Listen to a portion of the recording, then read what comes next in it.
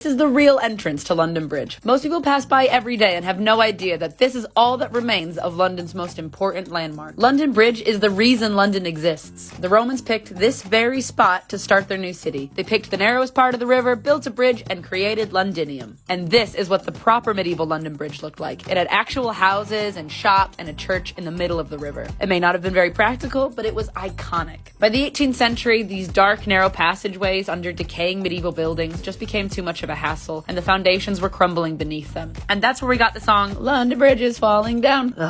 So it was time to rebuild, and the last trace of the old London Bridge is right here, the pedestrian entrance built into the tower of St. Magnus the Martyr's Church. Thousands would have passed underneath this arch and its glorious clock every single day. They even have leftovers from the medieval stone bridge and the Romans' wooden bridge right here.